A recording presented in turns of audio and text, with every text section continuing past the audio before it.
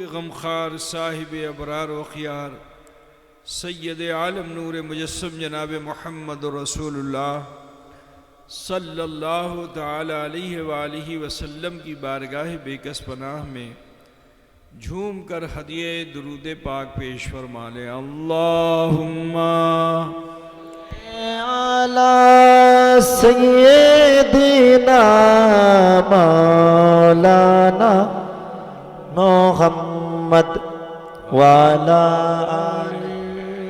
सय्यिदिना मौलाना मुहम्मद अल्लाहुम्मा सल्ले।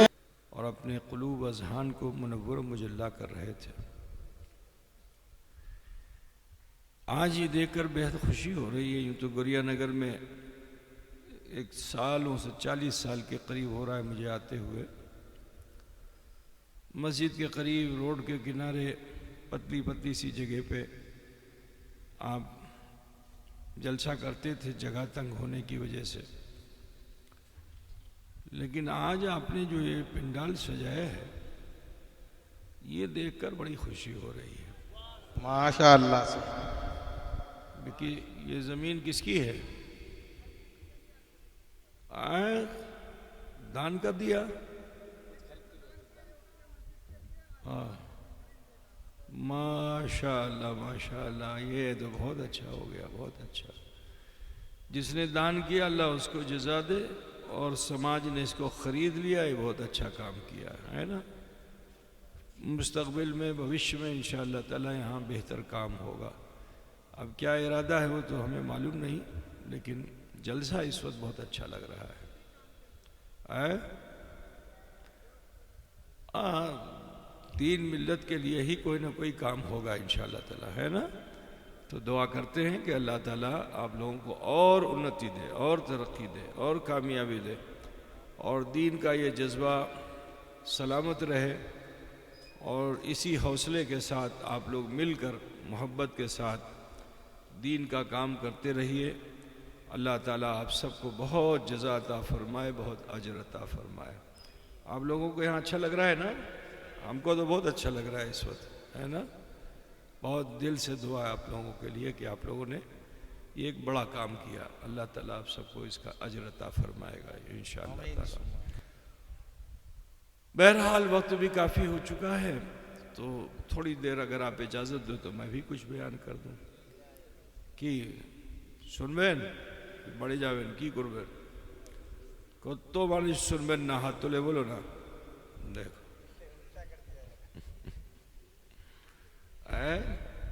गड़बड़ कर दिया ना जी जी बोलो। बहरहाल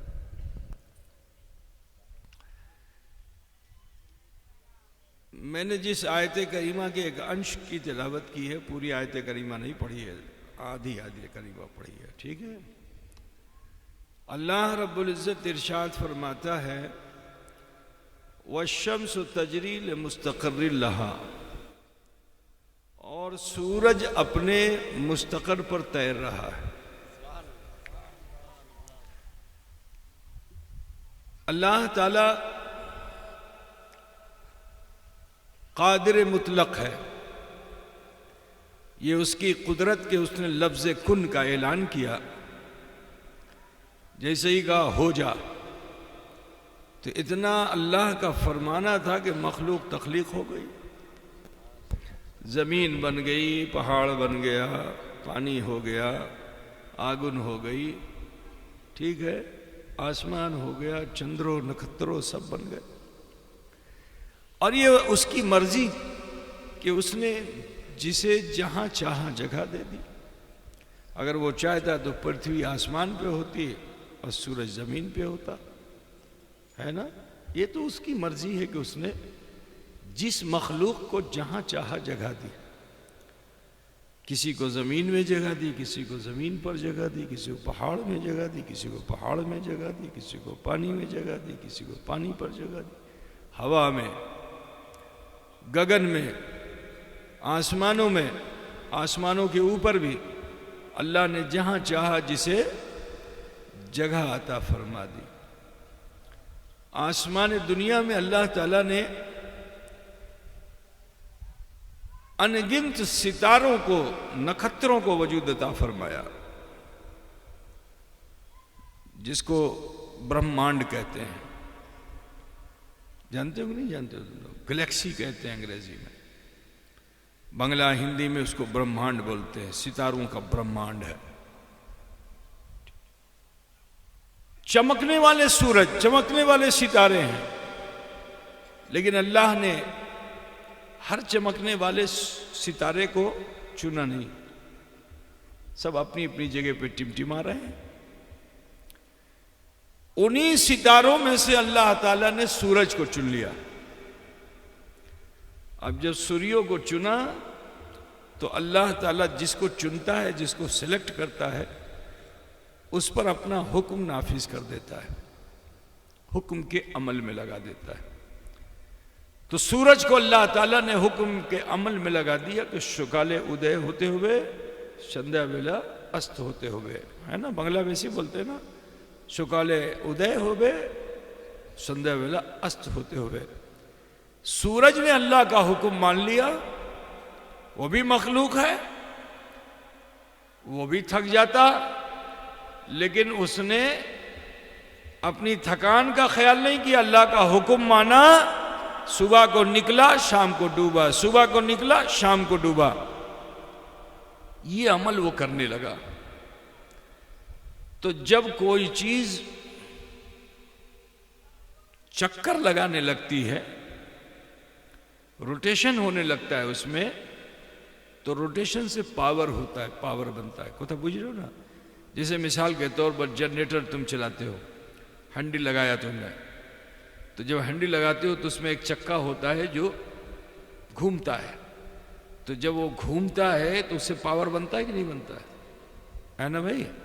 पावर बनता है, उससे आप बिजली बना लो, उससे आप ट्रैक्टर चला लो, उससे जो भी चाहो सोच कर लो।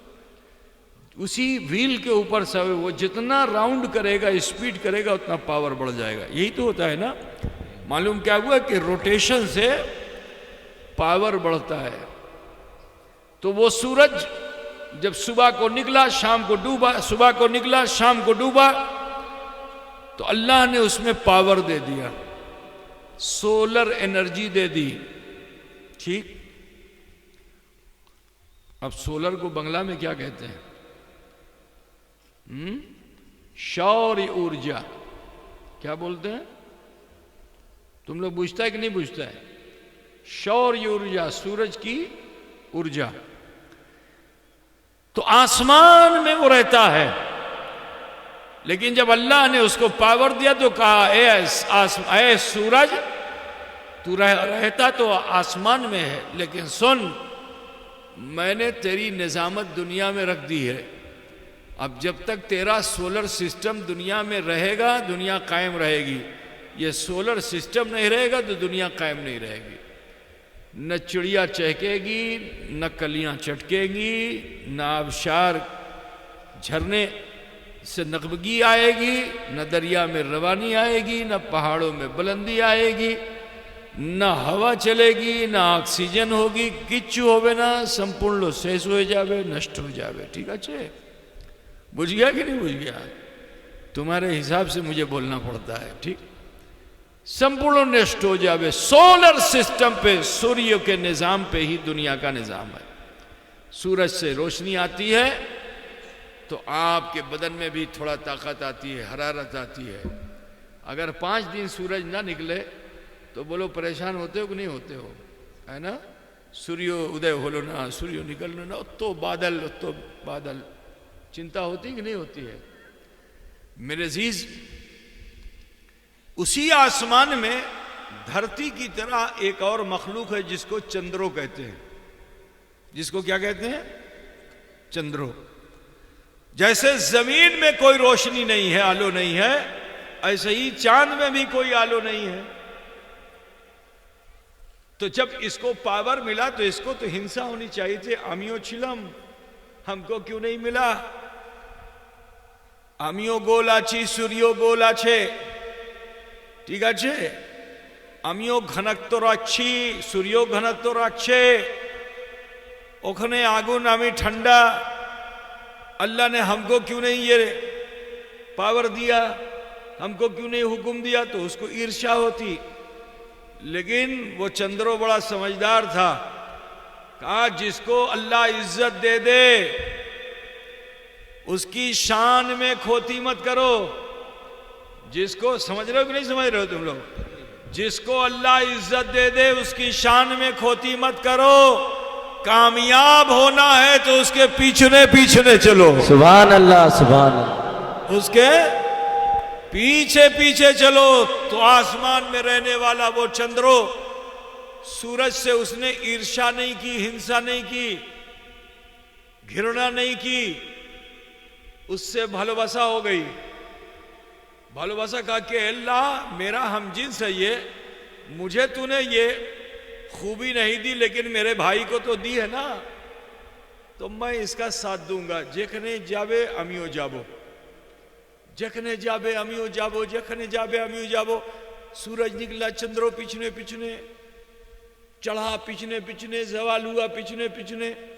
लेकिन अल्लाह ने शाम को जैसे ही सूरज को डुबाया तो ये इतना पीछे पीछे रहा, इतना पीछे पीछे रहा, इतना पीछे पीछे रहा कि देखो सोहबत का असर होता है।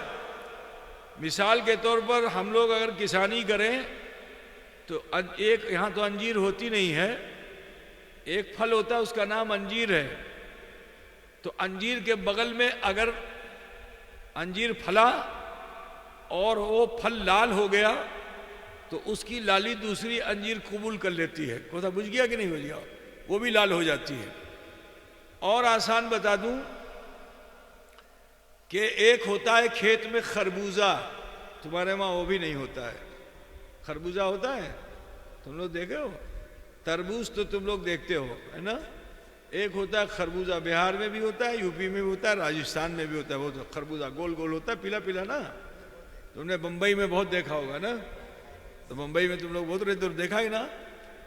तो मिसाल ये कि खरबूजे के बगल में खरबूजा सुंदर हो जाएगा, शक्ल बनाएगा, तो उसकी शक्ल का असर उसके बगल वाले को भी मिलता है, वो भी उसी रंग में रंग जाता है। को तो बुझते ना। और आसान बता दूं कि लाली मेरे लाल की जित देखो तित लाल, और लाली देखन मैं गई और मैं भी हो गई लाल।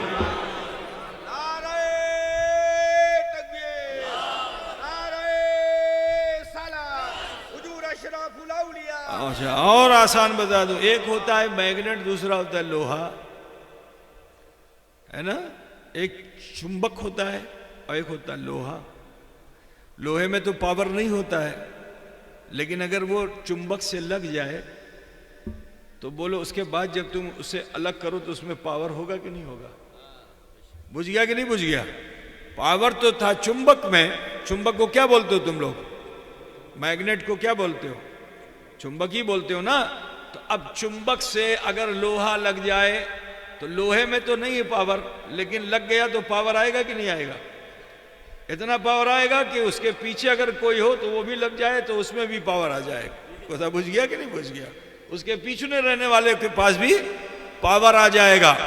तो अब तो आपकी समझ में बात आ गई कि सोहबत का असर होता है। साथ में रहोगे तो लाभ पाओगे, है ना? यदि संगे थाकबेन तो लाभ पाबेन। कतटा बुझतेছেন ना बाबा?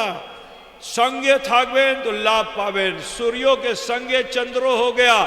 अब जब संध्या वेला हुई तो उस संध्या वेला में जैसे ही अंधकार हुआ, सोहबत का असर इस चंद्रों ने पा लिया। खुद बेनूर था लेकिन सूरज के साथ रहते रहते अल्लाह ने इसे भी रोशनी अता फरमा दी, अल्लाह ने इसे भी उजाला अता फरमा दिया कि जैसे ही अंधकार हुआ चांद की चांदनी पूरे समाज में फूट गई। नाराए तकबीर, नाराए तकबीर। यहां एक बात और भी बता दूं मैं, सुने, एक बात और भी बता दूं। वो सूरज तो शाम को डूब जाता है। अच्छा, डूबने पे उसको कोई कहेगा कि मोरे गलो? कोई अगर ये सोच ले कि सूर्यो मोरे गलो तो तुम ही जीवित थकबेन, सोच सोच के मर जाएगा कि अब तो सुबह नहीं होगी, है ना?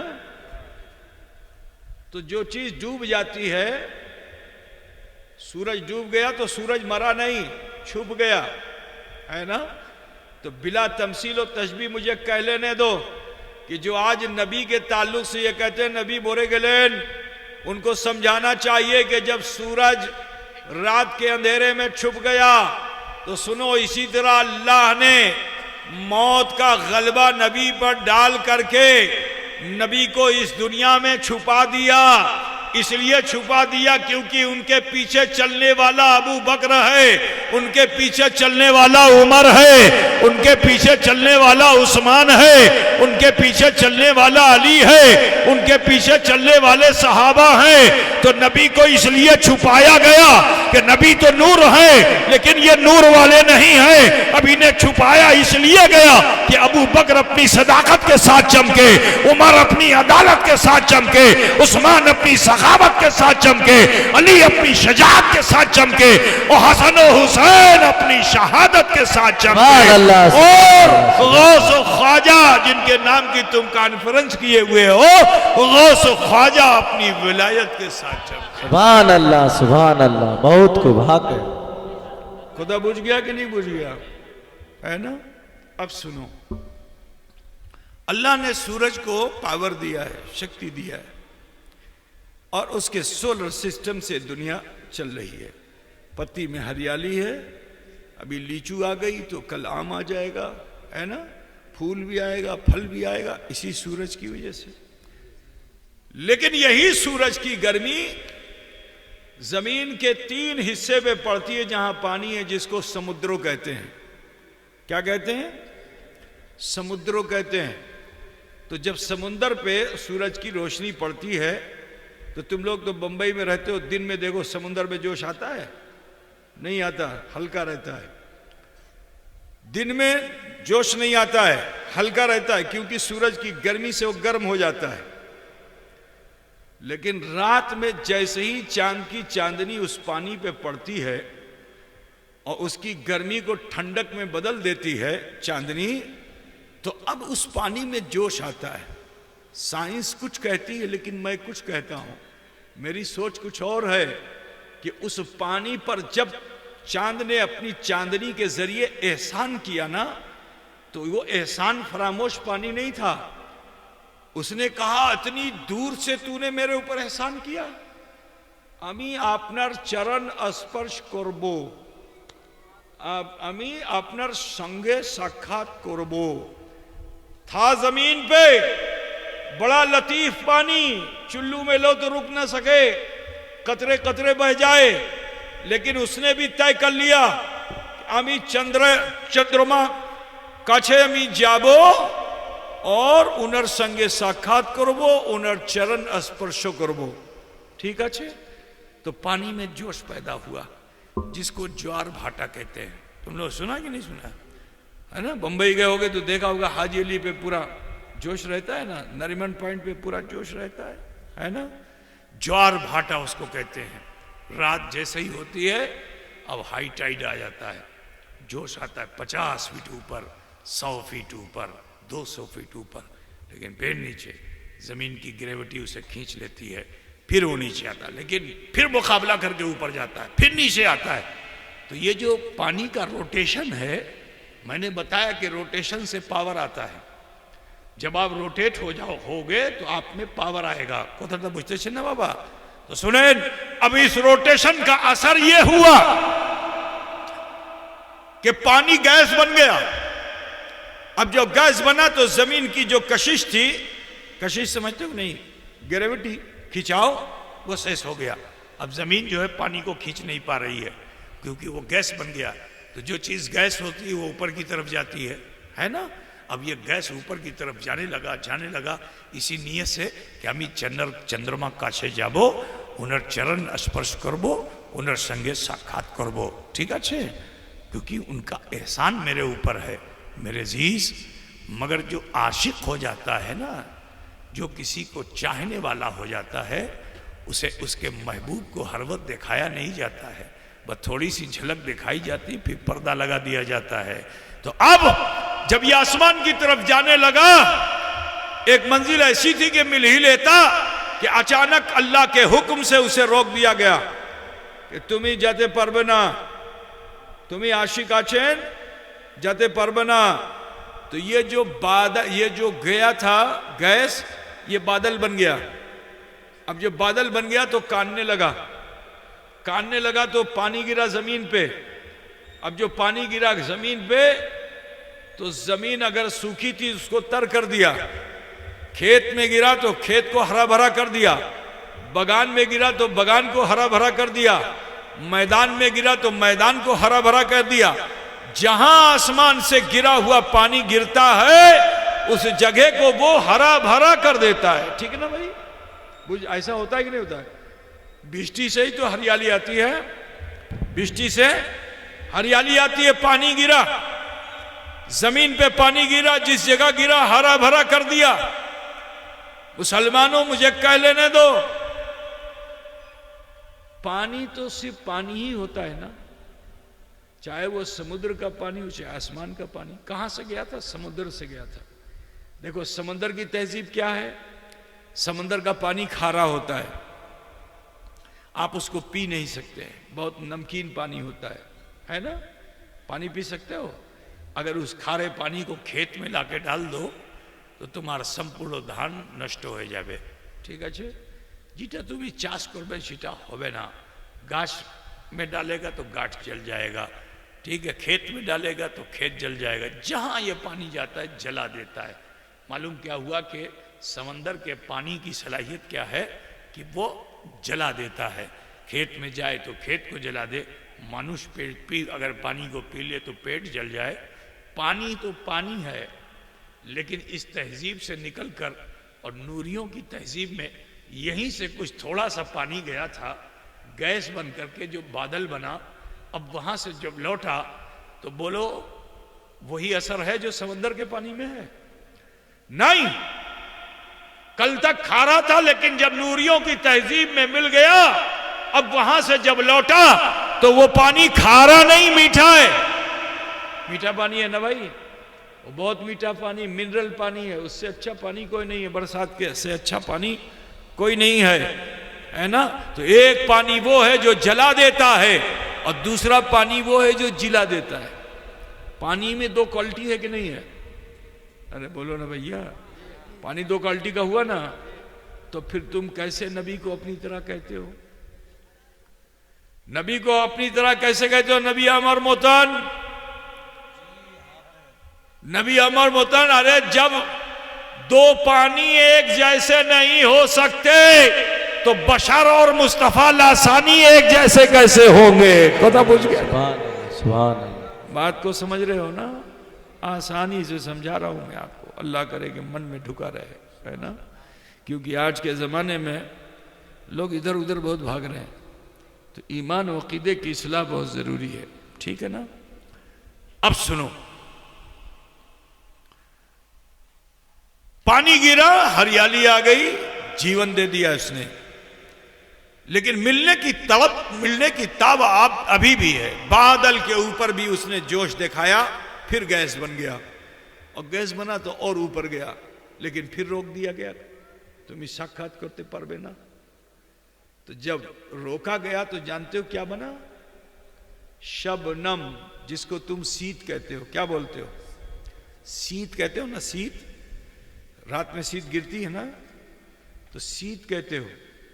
ये शीत जब जमीन पे गिरने लगी तो तुम्हारे वहां जो बांस की बसवाड़ी, क्या बोलते हो उसको, जहां बांस, बसवाड़ी बोलते हो ना, तो बसवाड़ी ने कहा, ऐ शीत, तूने इतनी मेहनत मशक्कत की और ऊपर गया, नूरियों से मिलकर आया है, अब तुझको हम माटी में मिलने नहीं देंगे, तुझे माटी में मिलने नहीं देंगे।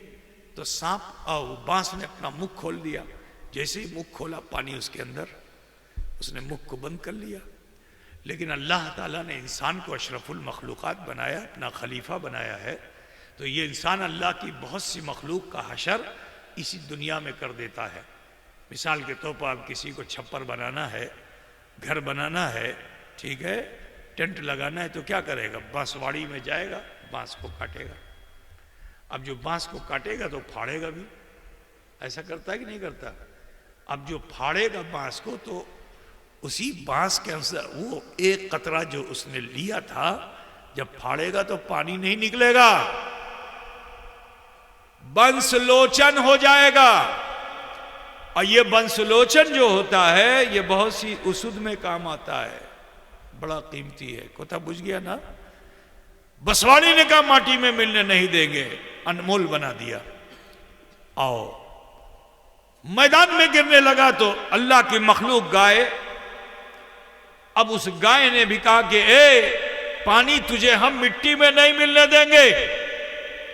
उसने भी अपना मुंह खोला, वो कतरा उसके मुंह में गया, पेट में चला गया, सीने में जाके महफूज हो गया। इंसान उसका भी हाशिर हशर करने वाला पहुंच गया। बिस्मिल्लाह अल्लाहु अकबर, गर्दन पे छुरी चला दी। और जैसे ही गर्दन पे छुरी चलाई, जो जानकार होते हैं वो झट से हाथ डाल देते हैं पेट में।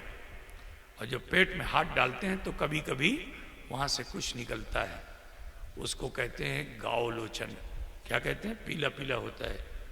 क्या कोई उसको बंगला में गावलोचन बोलते हैं, है ना? गावलोचन बोलते हैं। पानी था मगर गावलोचन बड़ा कीमती होता है। मैं आपको बताऊं, आज से 15-20 साल पहले उधर हिमताबाद साइड में, रायगंज के करीब में गांव है खुलसी, बमुआ है खुलसी, 2 गांव है सब मुरीदों के। तो वहां खुलसी में एक ने अपने बच्चे का अकीका किया, और जो अकीका किया तो वही क्या हाथ डाला अंदर निकाला, तो उसमें से वो गावलोचन निकला। पहली मर्तबा मैंने उसको देखा था। तो उसने नियत की थी कि मैं इसको मिशन में दूंगा। हम लोग जब पहुंचे तो वो लेकर के आया, कागज में लपेट करके। क्या है? कहा हुजूर ये गावलोचन। ये क्या होता है? मुझे मालूम नहीं था। तो बताया कि हुजूर ये गाय के पेट में से निकलता है, बड़ा कीमती होता है, रत्ती में बिकता है। जैसे हीरा बिकता है ऐसे ही वो बिकता है। तो वो इतना था कि गुल मोहम्मद हमारा वाली साहब का मुरीद, उसने उसको कलियागंज में जो बेचा तो उसकी कीमत आई उस वक्त 13,000 रुपया। इतना ही सा था। जरा सोचिए क्या कीमत होती है गावलोचन। यही सीत जंगल में जो गिरने गया तो वहां अल्लाह की मखलूक हाथी खड़ी, उसने अपना सूंड उठाया और उस कतरे को सूंड के जरिए अपने दिमाग में रख लिया। दिमाग में जो ये कतरा पहुंचा तो पानी बन के नहीं रहा, बल्कि उसकी पेशानी में अनमोल मोती बन गया, जिसको गजमुत्ता कहते हैं, जो 1-2 दिन का, एक का नहीं करोड़ों करोड़ का बिकता है। खुदा ना बुझते छे ना। यही पानी जो सीत है समंदर में गिरने गया। अब जो समंदर में गिरने गया तो समंदर की तह में एक अल्लाह की मखलूक है जिसको झिनुक आप लोग बोलते हो। क्या बोलते हो? झिनुक बोलते हो? झिनुक, सीतू जिसको कहते हैं। तुम्हारे वहां क्या बोलते हैं? झिनुक बोलते हैं कि सीतू है? सीप, सीप। अरे भाई तुम्हारे, मैंने देखा छोटे छोटे बच्चे लिख करके आम को छिलते हैं। क्या बोलते हैं? तुम्हारे वहां क्या बोलते हैं? झिनुक, झिनुक ना, झिनई। अब इतनी बड़ी तो झिनई, बड़ा हुआ तो झिनुक। अब जो भी हो, जो भी समझ गए ना तुम लोग। तो समंदर में बहुत बड़ा बड़ा होता है, समंदर की तह में रहता है। लेकिन जरा देखो कि जब मद्दो जज़र आया, तूफान था पानी में, लेकिन उसका ख्याल उसने नहीं किया।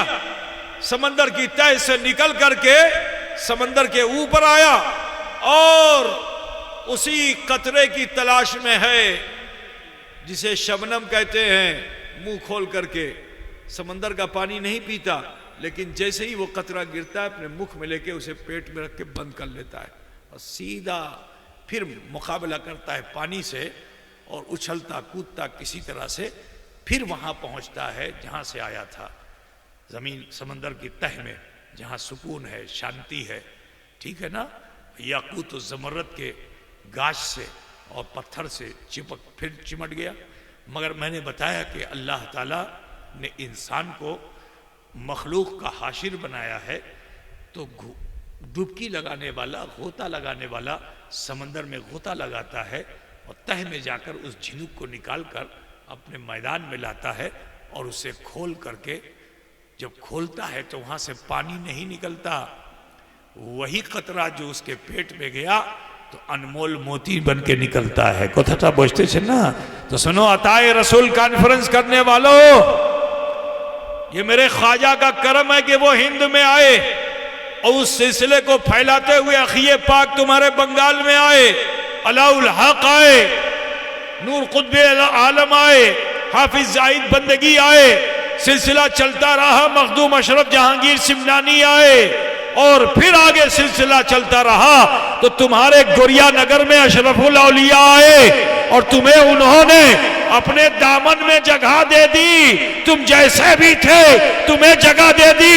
कल मैदाने महशर तुम्हारे मुर्शिद का दामन खोला जाएगा तो सुनो, तुम वहां से बेमिकदार पानी की तरह नहीं दिखोगे, अनमोल मोती की तरह। सुभान अल्लाह। नारे तकबीर, नारे तकबीर, नारे रिसालत, नारे हैदरी, पीर का दामन, अताए रसूल कॉन्फ्रेंस, नारे तकबीर। हर मुश्किल को बर्दाश्त करते करते तुम्हारे मुर्शिद तुम्हारे गुरिया नगर में आए।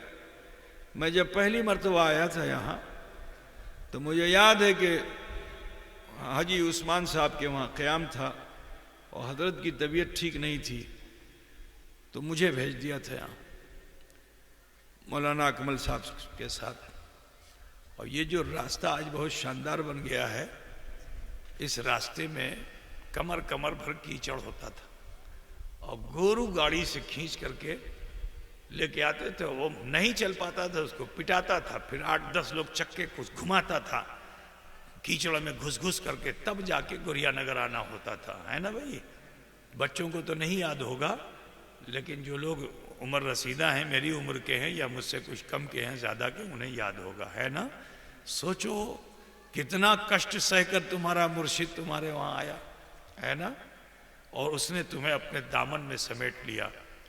कल मैदान महशर खुलोगे, खोला जाएगा दामन, और जब खोला जाएगा तो सुन लो निस्बत से, मैंने बताया था सोहबत का असर होता है ना, तो सोहबत का असर होता है। कल जब खोला जाएगा दामन तो इंशाअल्लाह तुम्हारे मुर्शिद का दामन जब खोला जाएगा तो मोती कम चमकेगा, तुम ज्यादा चमकोगे इंशाअल्लाह।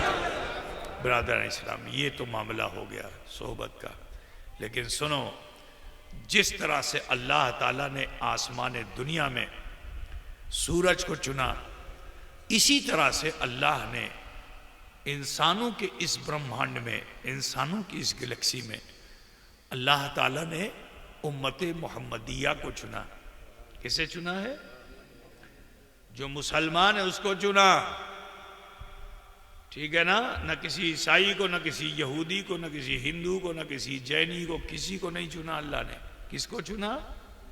जिसने कलमा ला इलाहा इल्लल्लाह मुहम्मदुर रसूलुल्लाह पढ़ लिया, अल्लाह ने उसको चुना। और मैंने बता दिया कि जब अल्लाह किसी को चुनता है तो उसको हुक्म के अमल में लगा देता है ना। मखलूक सब हैं, सब तस्बीह कर रही हैं, लेकिन कुछ मखलूक ऐसी है कि जिसको अल्लाह ने हुक्म के अमल में लगा दिया, ठीक है। कुरान पाक में आया कि युसब्बिहून लिल्लाहि मा फिस समावाति वल अर्द, जो कुछ ज़मीन व आसमान में है सब अल्लाह की तस्बीह करते हैं, लेकिन अल्लाह ने उन्हें हुक्म के अमल में नहीं लगाया।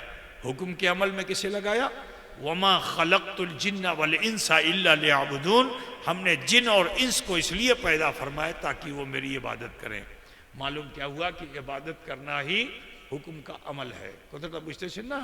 तो सुनो, अल्लाह ताला ने उम्मत मोहम्मदिया को खैर उम्मत फरमाया। कुरान फरमा रहा है कि कुंतुम खैर उम्मतिन उखरिजत लिन्नास तामुरून बिल मारूफ व तनहौना अनिल मुनकर, कि तुम बेहतरीन उम्मत हो।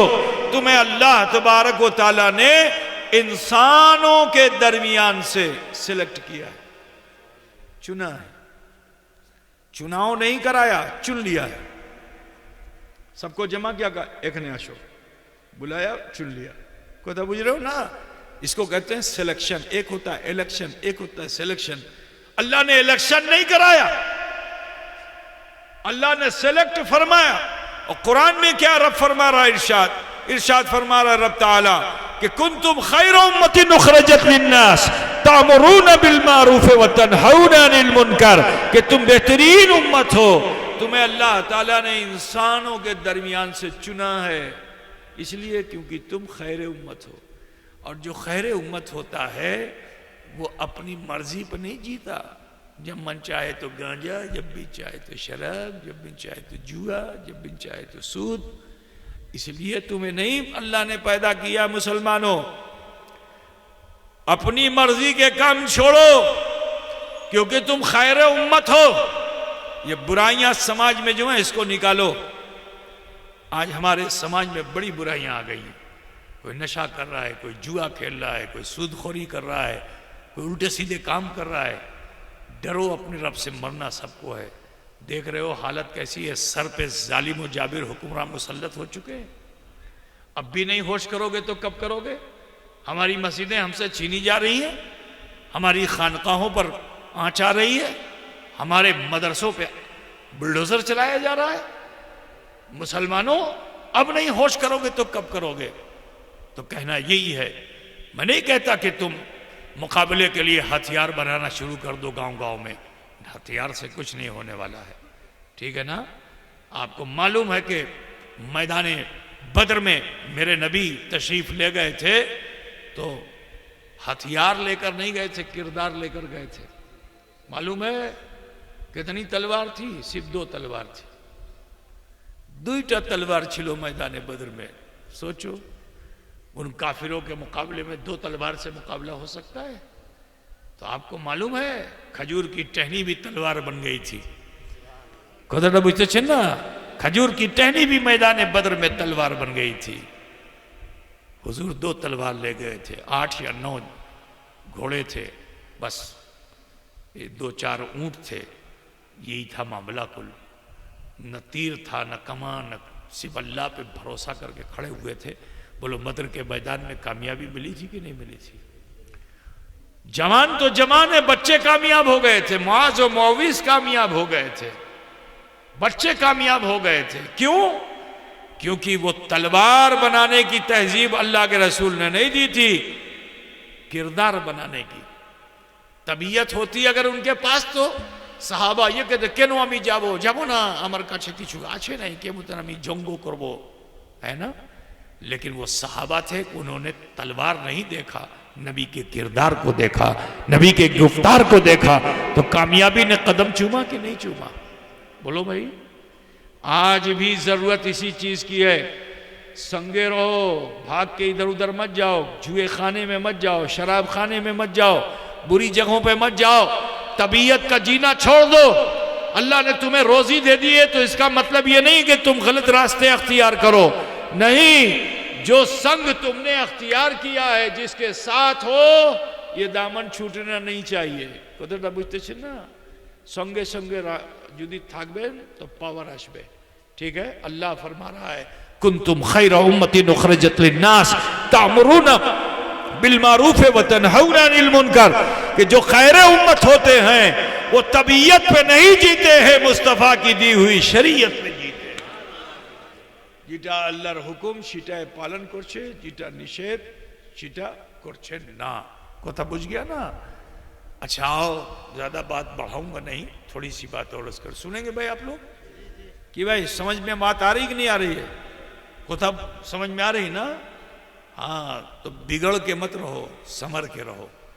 इंशाअल्लाह ताला ये जो जालिम हमारे सर पे चढ़े हुए हैं ना, ये तुम्हारी कदमों की धूल चाटेंगे। मेरे अजीज, अगर तुम अपनी तहजीब को अच्छा बना लो, अपने कल्चर को अच्छा बना लो, तो आज जो तुम्हें भयभीत कर रहे हैं वो तुमसे भयभीत हो जाएंगे, वो तुमसे डर जाएंगे तुम्हारे चेहरों के नूर के असर से। आओ तुम्हारी छवि में कुरान में दिखा दूं कि एक मुसलमान को कैसा होना चाहिए। कुरान की एक आयत में पढ़ता हूँ, उसी का अनुवाद करूँगा, ट्रांसलेशन, और फिर इसी पे बात ख़त्म कर दूंगा, ठीक है भाई? ज़्यादा देर को सुनेंगे भाई आप लोग? कितने लोग सुनेंगे? सब लोग सुनेंगे। अच्छा अच्छा, तो सुनो, आयत करीमा बड़ी मशहूर है, आपने उलमा से सुन रखा होगा कि मोहम्मदुर रसूलुल्लाह वल्लज़ीना माहु अशिद्दाउ अलल कुफ़्फ़ार रुहमाउ बैनहुम तराहुम रुक्कन सुजदन यब्तगून फज़लन मिनल्लाहि व रिदवाना सीमाहुम फी वजूहिहिम मिन असरि सुजूद इला आखिरी। इसका ट्रांसलेशन आपको नहीं मालूम, बता दूं? मोहम्मद सल्लल्लाहु अलैहि वसल्लम और उनके मानने चाहने वाले काफिरों पर शिद्दत पसंद है। अब पहले तो यह समझना होगा काफिर कौन है। क्या आपके जहन में सिर्फ यह है कि जो हिंदू है वही काफिर है? क्या आपके जहन में यह कि जो ईसाई है वही काफिर है? क्या आपके जहन में यही कि यहूदी जो है वही काफिर है, मुशरिक जो है वही काफिर है? नहीं, कलमा पढ़ने वाला भी काफिर, कलमा पढ़ने वाला भी काफिर है। अगर 7 चीजों में से किसी एक चीज में भी उसने कमी निकाल दी या नहीं माना तो वो काफिर है। आप लोग पता नहीं पढ़े हो कि नहीं पढ़े हो, लेकिन नहीं पढ़े हो तो पढ़ना सीखो। ईमान मुजमल और मुफस्सल मौली साहब ने आपको पढ़ाया होगा, बच्चे को, छोटे छोटे बच्चों को पढ़ाते हैं, है ना, 6-7 कलमे पढ़ाते हैं ना। उसमें एक कलमे को क्या कहते हैं? ईमान मुजमल, एक को कहते हैं ईमान मुफस्सल, जिसकी तफसील मैं आपको बता दूं कि आमनतु बिल्लाहि व मलाइकतिही व कुतुबिही व रसूलिही वल यौमिल आखिर वल क़द्रि खैरिही व शर्रिही मिनल्लाहि ताला वल बास बादल मौत। ठीक है, ये 7 चीजें हैं और इनमें से किसी चीज का भी अगर कोई इनकार कर दे, ना माने या उसकी तौहीन करे तो वो मोमिन नहीं होगा। पता बुझ गया ना? कोई अगर अल्लाह में अल्लाह का शरीक बना दे तो मोमिन नहीं होगा। अल्लाह में ऐब निकाले तो भी मोमिन को बुझते हैं। अल्लाह में शरीक करे तो भी मोमिन नहीं, अल्लाह में ऐब निकाले। अब मिसाल के तौर पर मैं एक आयत करीमा तुम्हारे सामने पढ़ दूं, बहुत मशहूर आयत करीमा है कि इन्नल्लाह अला कुल्ले शैइन कदीर। क्या? इन्नल्लाह अला कुल्ले शैइन कदीर। तो दुनिया में जो कुछ है तो पैदा तो अल्लाह ही ने किया है ना? लेकिन अगर बुरी चीज को अल्लाह की तरफ मंसूब करते हो तो भी काफिर हो जाओगे। ठीक है ना? कुदरत तो बुझते ना बाबा, पैदा सब अल्लाह ने किया है। शराब अल्लाह ने पैदा किया कि नहीं पैदा किया? अल्लाह ही ने तो पैदा किया है। जुआ, ये भी, जो भी चीजें हैं ये सब अल्लाह ही की हुक्म से सब है। लेकिन अगर बुरी चीज को अल्लाह की तरफ मंसूब कर दो तो फिर आप कुफ्र की सरहद में चले जाओगे। आज इसी वजह से बहुत से लोग गलती का तर्जमा करके काफिर हो जाते हैं। ठीक है ना? कुछ लोगों ने सीधा सीधा ट्रांसलेशन कर दिया कि बेशक अल्लाह हर शय पर कादिर है। अब हर शय पे कैसे कादिर? अल्लाह शादी करेगा? बोलो। अल्लाह ताला ने औरत बनाया, मर्द बनाया, मर्द औरत शादी करते हैं, जोड़ा होता है, शादी होते हैं, उसे बच्चे होते हैं। तो बोलो अल्लाह, अगर ये कहा जाए कि अल्लाह हर शय पे कादिर है तो अल्लाह शादी करेगा? बोलिए, अल्लाह के वहां बच्चे होंगे? बोलो शय है कि नहीं है? तो अगर कोई ये अनुवाद करे कि अल्लाह हर शय पे कादिर है तो बोलो न अल्लाह की शान में खोती हुआ कि नहीं हुआ? लेकिन सुनो, आला हजरत फाजिल बरेलवी ने, मुहद्दिस आज़म हिंद ने, मौलाना अब्दुल हक मुहद्दिस देहलवी ने, इन्होंने जब तर्जमा किया, ट्रांसलेशन किया, तो उन्होंने क्या कहा कि अल्लाह हर मुमकिन शय पर कादिर है। जो चीज उसके लिए मुमकिन नहीं है उसको उसकी तरफ मंसूब नहीं किया जा सकता है। कथा तो बुझते ना बाबा, ये एक इल्मी बात है जो मैंने आपके सामने रख दी। ठीक है ना? तो सुनो, काफिर वो भी हो जाएगा जो नमाज बहुत पढ़ता है मगर काफिर। हुजूर के जमाने में भी नमाज पढ़ने वाला था अब्दुल्ला इब्न उमई, बहुत ज्यादा नमाज पढ़ता था मगर हुजूर की कथा को मानता नहीं था, हुजूर की शान घटाने में लगा हुआ था। तो मुनाफिक हुआ कि नहीं हुआ? मुनाफिक हो गया ना? हुजूर अपने अखलाक से, अपने अखलाक की बुनियाद पे उसके मरने पर खड़े भी हो गए नमाज जनाजा में, लेकिन आयत करीमा फिर नाजिल हो गई कि अब किसी मुनाफिक की नमाज जनाजा नहीं पढ़ाई जाएगी। कोथरटा बुझते छे ना मेरे जी, ये तो हुजूर का अखलाक था कि सरकार खड़े हो गए। बिरादरान मिल्लत इस्लामिया, समात फरमाइए कि काफिर कलमा पढ़ने वाला भी है, काफिर मुशरिक भी है, ठीक है ना, काफिर मुल्हिद भी है, जो खुदा ही को नहीं मानता वो भी काफिर है, ठीक है। इनकार करने वाले को काफिर कहते हैं, तौहीन करने वाले को काफिर कहते हैं, ठीक है ना भाई। अब ये मत देखो ये तो अल्लाह अकबर की नमाज पढ़ता है, मुसलमान ही होगा, तुम रिश्तेदारियां करने लगते हो, ये नहीं देखते हो कि उसका अकीदा क्या है। ये देखा टका पैसा बहुत है, बीड़ी वाला बहुत बड़ा है, चलो उसके वहां शादी कर लें। नहीं मेरे प्यारे, रिश्ता देखो वहां जहां मोमिन हो। गैर मोमिन में रिश्ता करोगे तो गुनहगार हो गए, वो रिश्ता रिश्ता नहीं होगा और जहन्नम में जाने का जरिया होगा।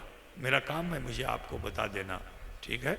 आओ देखो कुरान क्या कह रहा है, तुम्हारी छवि कैसी पेश कर रहा है, उसे देखो कि मोहम्मदुर रसूलुल्लाह वल्लज़ीना माअहु अशिद्दा अलल कुफ़ार रहमाउ बैनहुम तराहुम रुक्कन सुज्जदन यब्तगून फज़लन मिनल्लाहि व रिदवाना।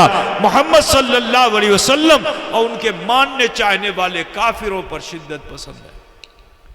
अब वो चाहे कलमा पढ़ने वाला ही काफिर क्यों ना हो, उस पर भी शिद्दत पसंद है, ठीक। मस्जिद भागने वाला है उस पर भी शिद्दत पसंद, मदरसा तोड़ने वाला है उस पर भी शिद्दत पसंद, अजान से रोकने वाला है उस पर भी शिद्दत पसंद। खुदा बुझते ना बाबा, जो हमारे दीन को फैलने से रोके मुसलमान उससे मुकाबले के लिए खड़ा है, अगरचे उसके पास हथियार नहीं है, ठीक है ना। और रहमाउ बैनहुम, और आपस में मुसलमान सिला रहम होते हैं। यहां बिल्कुल उल्टा है, काफिर से बड़ी दोस्ती, उससे रिश्तेदारी भी कर लेते हैं आज के इस समाज में, और आपस में भाई भाई में टुकड़े टुकड़े हैं, है ना। भाई भाई आपस में बटा हुआ है, एक भाई दूसरे भाई को नहीं देख रहा है, एक पड़ोसी दूसरे पड़ोसी को नहीं देख रहा है। बोलो इस आयत करीमा की तफसीर तुम बन सकोगे? क्योंकि तुमने अपनी शक्ल बदल डाली है। तुम्हारी जो शक्ल कुरान में वैसी तुम्हारी सूरत नजर नहीं आ रही है। तुम्हारी सूरत क्या है कि अशिद्दाउ अलल कुफ्फार रहमाउ बैनहुम, आपस में भाई भाई होते हैं, भाईचारे के साथ रहते हैं, भलोबासा के साथ रहते हैं, मोहब्बत के साथ रहते हैं। अगर कोई किसी से कोई दुखो भी हुआ तो 3 दिन से ज्यादा अपने मन में दुख रखता नहीं, उसको माफ कर देता है। यह मुसलमान की शान कि अगर दुखो भी किसी से हो गया तो 3 दिन से चौथा दिन नहीं होना चाहिए, ठीक है। 3 दिन के अंदर अंदर अपने मुस्लिम भाई की उस खोती को माफ कर दो। ऐसा होता है हमारे समाज में, नस्लों में इख्तिलाफ रहता है ना। नस्लों में तुम अपनी छवि देखो और कुरान में जो तुम्हारी छवि वो देखो, क्या मेल खाती है? नहीं मेल खा रही, इसीलिए हम जलील ख्वार हो रहे हैं, हम रुसवा इसीलिए कि नहीं मेल खा रही है। सुनो, और फिर सिला रहम होता है, फिर उसके बाद क्या है, तराहुम रुक्कन सुज्जदन यब्तगून फज़लन मिनल्लाहि व रिदवाना, और इन्हें देखा जाता है कि रुकू और सजदे की हालत में होते हैं। बड़ी बड़ी मस्जिद हम बना लेते हैं, नमाजी बहुत कम होते हैं। बूढ़े बूढ़े लोग आगे नमाज पढ़ लेते हैं, जवान तो ईद बकरीद का इंतजार करते हैं। कभी मजबूरन जुमे में आ गए तो 2 ही रकात पढ़ के फर्ज से भाग जाते हैं।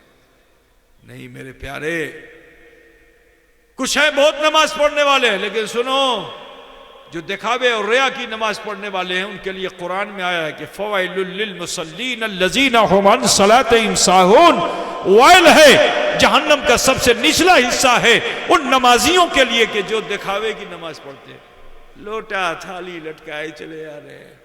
भाई साहब आपको फुर्सत नहीं आई, नमाज पढ़िए, अपनी नमाज की फिक्र करो, दूसरे के चक्कर में क्यों हो। देखा ना कुछ लोग लोटा थाली लिए घूम फिर रहे हैं, यहाँ पका रहे हैं, वहां पका रहे हैं, यहाँ गोरू मनसो तो वहां बकरा मनसो, देखा है कि नहीं देखा? हाँ, तो उनके लिए जहन्नम का सबसे निचला हिस्सा है। ये मत देखो कि इतना बड़ा बड़ा गट्ठा इसकी पेशानी पे है, कोई तो बुझ गया ना। मेरे अजीज, मैं आपको बताना चाहता हूं कि तराहुम रुक्कन सुज्जदन यब्तगून फज़लन मिन अल्लाह व रिदवाना। वो नमाज पढ़ने वाले कहते हैं यदि नबी का ख्याल आजबे तो नमाज होबे ना। नमाज 5 वक्ता पढ़ते हैं, तहज्जुद भी पढ़ते हैं, इशराक भी पढ़ते हैं, चाश भी पढ़ते हैं, अवाबीन भी पढ़ते हैं, सलातुत तस्बीह पढ़ते हैं, दिन भर नमाज पढ़ते हैं। लेकिन क्या कहते हैं? यदि नबीर ख्याल आजबे नमाज में तो नमाज होबे ना।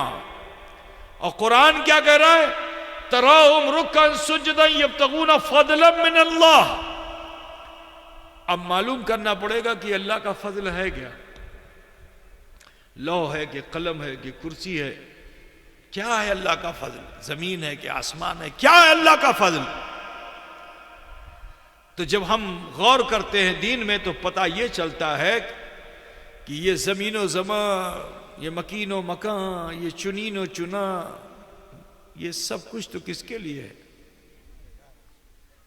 अल्लाह के रसूल के लिए है ना। अल्लाह फरमाता है लौला कलमा खलक़तुल अफ़लाक वल अर्दीन। है महबूब, अगर आपको पैदा ना करता तो ना आसमान बनाता ना जमीन बनाता।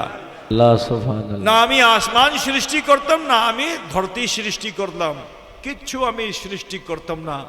तो मालूम क्या हुआ कि ये सारा जमीन और आसमान जो है ये फजलुल्लाह नहीं है, ये फजले जनाबे हबीबुल्लाह है। तो फिर फजलुल्लाह क्या है? तो मैं वही बताना चाहता हूं कि फजलुल्लाह ही तो जनाबे हबीबुल्लाह। सुभान अल्लाह सुभान अल्लाह। नारे तकबीर, नारे तकबीर, नारे रिसालत, अताए रसूल कॉन्फ्रेंस, पीर का दामन, नारे तकबीर, नारे रिसालत। खुदा बुझते से न बाबा। तो मालूम क्या, अगर नबी का ख्याल नहीं आएगा नमाज में तब नाक उठी रही तो पढ़ के चले आओगे। लेकिन इमाम साहब बोलेंगे नमाज होबे ना। सजदे में गए थे, दोनों टांग उठा करके रखा था, अपनी उंगलियों को जो है किबले की तरफ नहीं किया था, नमाज होबे ना। क्यों? का नबी का ख्याल नहीं आता, टांग उठ गई। यदि ख्याल आसबे तो भले मतन नमाज पढ़बे कि पढ़बे ना, है ना। हाथ केखने बांधा जाबे, के मतन दाड़िए थाकबो, के मतन रुकू करबो, के मतन सजदा करबो। तो जीटा तुम ही करबेन, ख्याल किसका आएगा? बोलो अब्बा का आएगा कि अम्मा का? नबी का ख्याल आएगा ना। सल्लू कमाराई तो मुनी ओसल्ली, जे मतन नामी पड़ी सीटे मतन पड़े। तो बोलो ख्याल नबी आएगा कि नहीं आएगा? नबी ए मतन दाड़िए छिलेन, आमी दाड़िए आছি, ए मतन रुकू करेছিলেন, আমি रुकू করছি, ए मतन सजदा করেছেন। तो यदि नबी का ख्याल आसबे तो डिसिप्लिन से नमाज होगी कि नहीं होगी? बोलो होगी ना। अब बोलता है नबी का ख्याल आएगा तो नमाज नहीं होगी। कुरान क्या कह रहा है? तराहुम रुक्कन सुज्जदन यब्तगून फज़लन मिनल्लाहि व रिदवाना।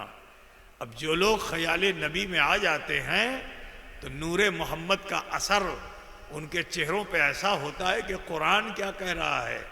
कुरान ये कह रहा है कि सीमाहुम फी वजूहिम मिन असरी सुजूद, कि जब वो अपने सजदों से सर को उठाते हैं ना तो सजदों का असर उनके चेहरे पर होता है। कहाँ होता है? अब कुछ लोग समझता है यही होता है, ठोक ठोक के काला कर डालता है। बुझ रहा है ना।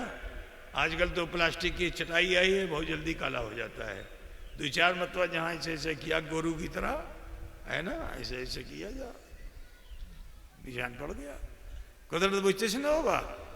मेरे अजीज अब सुनो, वो सूरज जो आसमान दुनिया में से अपनी रोशनी जमीन में छोड़ता है, यह भी मोहताज है बंदाए मोमिन के सजदे का। मैं बड़े चैलेंज के साथ कहता हूं कि सूरज में मजाल नहीं है कि जब तक बंदाए मोमिन सजदे में हो और वो निकल आए। उस सूरज में मजाल है कि वो निकल आए। मुसलमान जब तक सजदे में रहेगा सूरज निकल पाएगा? अरे बोलो। अब गुरिया नगर का कहेगा हुजूर ने तो कह दिया है, तो हम लोग इतना लंबा सजदा करें, इतना लंबा सजदा देखें, सूर्यों को निकलने नहीं देंगे हम, हैं? तो बोलो शरीयत की नमाज होगी कि तबीयत की? अरे भाई अपने मन से सजदे में रहो और फजर का समय शेष हो जाए और तुम सजदे में रहो। बोलो करते परवेन? क्योंकि मोमिन जो होता है वो तबीयत पे नहीं शरीयत पे होता है, जैसा रब ने फरमाया अम्र बिल मारूफ और नहीं अनिल मुनकर पे होता है। अल्लाह ने तुम्हारे ऊपर नमाज को फर्ज करार दिया है ना, और उस नमाज को जो तुम अदा करते हो तो कब? वक्त में। इन्नस्सलात कानत अलल मोमिनीन किताबम मौकूता, कि बेशक नमाज को अल्लाह ताला ने वक्त मुकर्ररा में फर्जियत का मुकाम दिया है। तो बंदा मोमिन जब तक सजदे में रहेगा सूरज की मजाल नहीं कि वो निकल सके। ठीक है, सारी दुनिया सूरज की मोहताज है। किसी हिंदू भाई से पूछो कि भाई आप पूजा कब करोगे, हमारी अजान पे तो उसको बहुत एतराज है। कहते आप पूजा कब करोगे, तो वो बोलता है कि যখন সূর্য উদয় হবে আমি নমস্কার করব, তারপরে পূজা করব, জল ডালবো। ठीक है। अच्छा ईसाई से पूछो घंटा कब बजाएगा, तो कहा जब सूरज निकलेगा तब घंटा बजाएंगे। यहूदी से पूछो तुम कब पूजा करोगे अपनी, तो कहा अभी रात्रि बेला আছে আমি করব না, सूर्य उदय होवे तारपरे। जितने बातिल मजहब वाले हैं सब उस सूरज के निकलने के मोहताज हैं। जरा सोचो मुसलमानों, गौर से सुन रहे हो ना, जितने बातिल मजहब वाले हैं सब उस सूरज के निकलने के मोहताज हैं।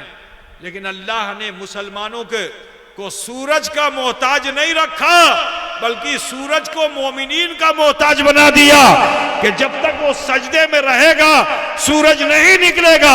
लेकिन जैसे ही मुसलमान सजदे से सर उठाता है तो वो सूरज मोमिन की पेशानी से रोशनी की भीख मांगता है। कदर बुझते छे ना बाबा, वो सूरज भी निकल रहा है तो मोमिनों के सजदों के असर से निकल रहा है। अपने मुकाम को समझो, अपनी हस्ती को समझो मुसलमानों, अपनी तहजीब बदलो, तबीयत का जीना छोड़ दो। अताए रसूल कॉन्फ्रेंस कर रहे हो, वो ख्वाजा थे कि जिन्होंने एक पल में 90 लाख बातिल को कदमों में डाल करके मुशर्रफ बा इस्लाम कर दिया था। उनकी कॉन्फ्रेंस कर रहे हो, उन्हीं की छत्र छाया में आए हो। ऐ मुसलमानों, आप सबसे कहना है अपनी तहजीब बदलिए, अपने मुआशरे को बदलिए। चाहते हो कि जिंदगी में इनकलाब आए और जिल्लत और रुसवाई की जिंदगी से बच सको, तो एक ही अमल है कि शरीयत के कामों में हिस्सा लेने लगो। शरीयत के कामों में हिस्सा लेने लगो, पंजगाना नमाजें पढ़ने लगो। मैंने तुम्हें बताया कि रोटेशन में पावर है। अल्लाह ने तुम्हें क्या रोटेशन दिया है, यही तो रोटेशन है। फजर, जोहर, असर, मगरिब, इशा। आसमान में सूरज 12 बुर्जों से गुजरता है और तुम्हें अल्लाह ने 5 मंजिल से गुजारा। फजर की मंजिल, जोहर की मंजिल, असर की मंजिल, मगरिब की मंजिल, इशा की मंजिल। तो जब ये रोटेशन तुम्हारा होने लगता है, जैसे जैसे तुम रोटेट होने लगते हो, अल्लाह तुम्हें पावर दे देता है, अल्लाह तुम्हें शक्ति दे देता है। जिस अताए रसूल की तुम कॉन्फ्रेंस कर रहे हो, ये अताए रसूल वो हैं कि जो नमाज छोड़ कर नहीं आए थे, मुसल्ला लेकर आए थे। पीर का मुसल्ला लेके आए थे। मुर्शिद ने मुसल्ला दिया था कि बेटा जा रहे हो, नमाज को मदीने में छोड़ के मत जाना, मुसल्ला लेके जाओ। जंगल हो तो पढ़ना, सहरा हो तो पढ़ना, बारिश हो तो पढ़ना, आग की बारिश हो तो भी पढ़ना, छोड़ना नहीं। तो मेरे ख्वाजा ने आग की बारिश में भी नमाज पढ़ी है। सुनो, आग की बारिश में भी, कि जब अजमेर की धरती पे आप तशरीफ लाए और जादूगर आया मुकाबले के लिए, तो आपने अपने मुरीदों से क्या कहा था, इटा अमर छड़ी आछे, डंडा आछे, इसको लो और एक घेरा लगा दो। ठीक है ना। तो मेरे ख्वाजा ने एक निशान लगवा दिया था, गोल चक्कर निशान, और उसी के बीच में रह गए। कहा देखो इसके बाहर मत जाना। मुसल्ला बिछाया, अल्लाह अकबर, पीछे मुक्तदी खड़े हो गए सारे, अल्लाह अकबर कह के हाथ बांधा। उधर जादूगर ने आग की बिष्टी किया। अब जो आगुन की बिष्टी किया, आसपास के जंगल जल गए, मगर मेरे ख्वाजा को उस आग ने जलाया नहीं, बल्कि जो कुफ्र की आग उस जादूगर के सीने में थी वो भी निकल आई, और नूरे ईमान मेरे गरीब नवाज के जरिए उसके सीने में पहुंचा। उसके सीने में पहुंचा तो वो भी मुशर्रफ बा इस्लाम हो गया। बुझते थे ना, कि अगर आगुन की भी बिष्टी हो तो भी नमाज को छोड़ना नहीं, चाहे जितना मुश्किल वक्त आ जाए, नमाज को छोड़ना नहीं। तो ए गुरिया नगर और आसपास के आए हुए मुसलमानों, तुम सबसे भी कहना है, अगर बचना है तो एक ही जरिया है, वो है नमाज। मस्जिदें आबाद कीजिए, माँ बहन बेटियां अपने घरों में मुसल्ले बिछाएं, नमाज की पाबंदी करें, घर को पाक व साफ रखें, इतना पाक व साफ रखें कि जहां मन चाहे मुसल्ला बिछा के नमाज पढ़ लें। मस्जिद की तरह घर को बना के रखो मेरी बहन बेटियों, कुरान की तिलावत करो, कलमा शरीफ दुरूद शरीफ का विर्द करती रहो। गाली गलौज और लड़ाई झगड़े से कुछ नहीं होता कि सास बहू के झगड़े और ननद भौजाई के झगड़े, इससे कुछ मिलने वाला नहीं है। अगर भालोबासा के साथ रहोगी ना तो किसी की दुआ तुम्हारे काम आ जाएगी और तुम्हारा ये मेल, तुम्हारी ये मोहब्बत अल्लाह को पसंद आएगी, तो फिर तुम्हारी रोजी में जो बेबरकती हो रही है वो बेबरकती नहीं होगी।